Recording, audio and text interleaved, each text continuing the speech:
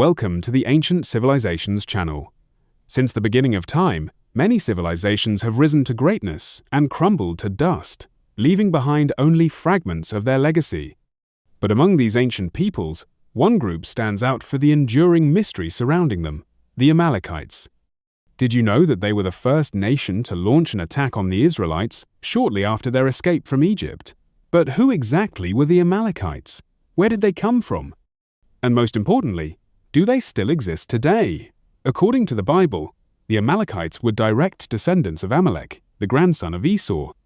Although they were blood relatives of the Israelites through their shared ancestry with Jacob, their relationship with Israel was marked by intense hostility and repeated warfare. However, despite the fierce battles described in Scripture, some scholars question whether the Amalekites were truly annihilated. Could remnants of this ancient people still be living among us, hidden in plain sight somewhere in the Middle East? Today, we're delving into this biblical mystery, drawing on Scripture, history, and even controversial theories to uncover what may be the truth behind the disappearance of the Amalekites. The name Amalek carries a dark mystery that spans thousands of years. In Hebrew, it is pronounced Amalek, and the term appears frequently in the Hebrew and Aramaic scriptures as the name of Israel's most persistent enemy. But what does the name actually mean, and where did it come from? While most linguists agree that the etymology of Amalek remains uncertain, ancient rabbinic interpretations offer several theories.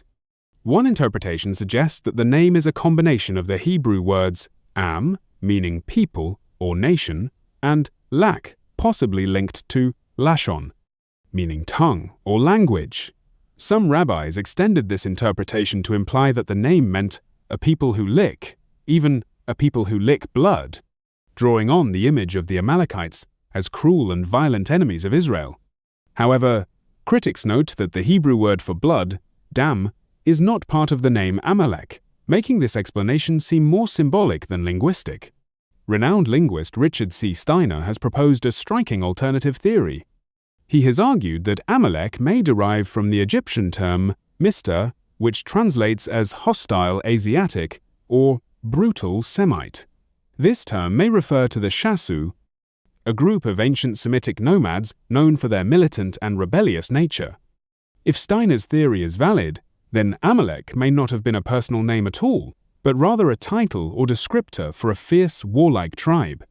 In Aramaic, Amalek takes on yet another meaning: the people who took, or those who took, implying conquest, pillage, or forced displacement. This interpretation aligns with the biblical portrayal of the Amalekites as invaders and raiders who relentlessly preyed on Israel's most vulnerable.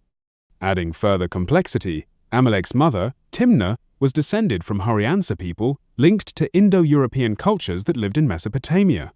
Their lineage suggests a potential ethnic mix between Semitic and Indo-European groups, which could explain the Amalekites' fierce warrior tradition and cultural uniqueness in the region. An often overlooked detail is Amalek's choice of name by his mother Timnah. In Aramaic, the name could mean the people who took, which may reflect the Hurrian experience of having their territories taken by invading Semitic tribes. Amalek, the son of Eliphaz and Timnah, could therefore symbolize this very conquestor child born of two worlds, destined to inherit a legacy of resistance and warfare. Historical Jewish sources, such as the writings of Flavius Josephus, referred to Amalek in unflattering terms, calling him a bastard, probably referring to his birth from a concubine rather than a formal wife. This social stigma, however, did not prevent Amalek from rising to leadership. Genesis 36-16 calls him a tribal chief, indicating that he commanded a territory or group significant enough to bear his name. In Balaam's mysterious prophecy found in Numbers, the Amalekites are described as the first of the nations, a statement that has sparked centuries of debate. While some scholars see this as evidence of their ancient roots, the medieval commentator Rashi interpreted it militarily, suggesting that Amalek was the first nation to attack Israel after the Exodus. Geographically, the Amalekites lived in the Negev and Sinai Desert, strategic and arid regions that made them skilled in survival and guerrilla warfare. These desert-dwelling nomads, constantly on the move, posed a continual threat to Israel's southern borders. A peculiar biblical reference in Genesis 14-7 even places the Amalekites in the region before Amalek's own time, raising questions about their historical timeline. This may imply that the term Amalekite was retroactively applied to earlier tribes living in that region, a narrative technique common in ancient writing. Many scholars believe that Moses, the traditional author of Genesis, may have used familiar names from his own era to describe ancient peoples for clarity.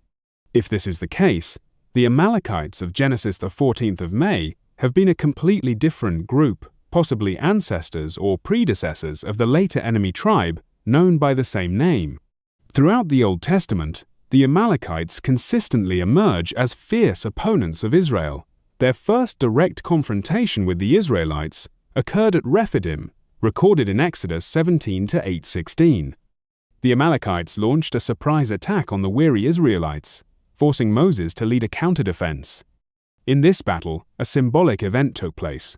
As long as Moses held his arms raised in prayer, Israel prevailed. But when he tired and lowered his hands, Amalek gained the upper hand. Aaron and Hur supported Moses' arms until sunset, and Israel ultimately emerged victorious. This episode became a lasting image of divine support, showing that Israel's success was not merely military, but spiritual. However, the battle was only the beginning of a conflict that would last for generations. The Amalekites reappear in Numbers, Judges, 1 Samuel, and even Psalms often as aggressors. Despite their many defeats, they were never entirely wiped out. Every time they seemed subdued, another group would rise to continue the legacy of resistance. The final biblical mention of the Amalekites appears in the Book of Esther, set during the Persian Empire. Here, a high-ranking official named Haman orchestrates a plot to annihilate the Jewish people. Many scholars believe Haman was a descendant of the Amalekites, which would mean their bloodline survived long after their presumed destruction. This theory suggests that the Amalekites not only persisted, but adapted, blending into other cultures while retaining their hostile stance toward Israel. If true, the Amalekites' last known historical phase may have shifted eastward, toward the Persian territories, extending beyond their traditional homeland in the Negev and Sinai. Archaeological findings support the possibility that the Amalekites left physical traces in these regions. Fortified settlements in the Negev highlands and at Tel Massos near Beersheba have been dated to the biblical era. Some researchers believe Tel Massos could be the biblical Hormah, a city involved in battles between Israel and Amalek. This archaeological evidence suggests the Amalekites may have played a more prominent role in ancient regional politics than previously thought. For instance, King Saul's campaigns against the Amalekites may not have been purely spiritual, but also strategic, aimed at controlling copper production in places like Tel Massos, a resource vital for weapons and tools. Other fortress ruins, such as those at Tel el-Khalifa and Horvat Haluchim, dated to the 11th and 10th centuries BCE, may also reflect the power struggles between Israel, the Amalekites, and other desert tribes. These fortified sites support the biblical accounts of repeated skirmishes and shifting borders. But despite these battles and their portrayal as Israel's sworn enemies, the Amalekites never entirely vanished. It is possible they were not destroyed, but absorbed, blending into neighboring tribes and gradually disappearing from the narrative without disappearing from history. The mystery that surrounds the Amalekites isn't just about their origin, it's about their fate. What became of them after centuries of war, defeat, and resistance? Most scholars believe that, like many ancient Semitic tribes, including the Midianites, Moabites, and Ammonites, the Amalekites were eventually assimilated into the larger population of the Middle East.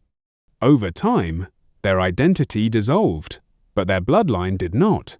The Edomites, descendants of Esau, and close relatives of the Amalekites, are documented until the Persian era.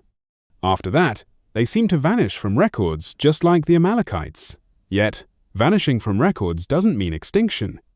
Many likely adopted the dominant cultures of the time, some becoming Jewish, others merging with Arab or nomadic groups.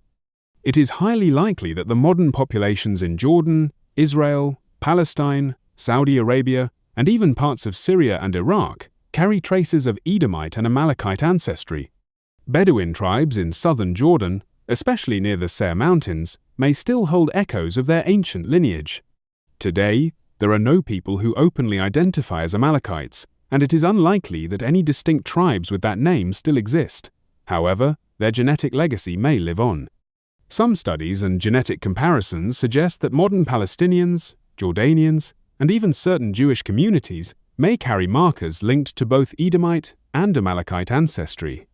Remember, the Amalekites were a branch of the Edomite family cousins to the Israelites through Esau. Historical evidence suggests that the Edomites were still present during the time of Jesus. Afterward, their name disappears, but many likely converted, intermarried, and were absorbed into the Jewish and Arab populations. This means that descendants of the Amalekites may be among us today, albeit unrecognizable by name. And if you want to support our work, consider joining our channel subscription for early access to videos and exclusive content. Until next time, and we'll see you in the next episode,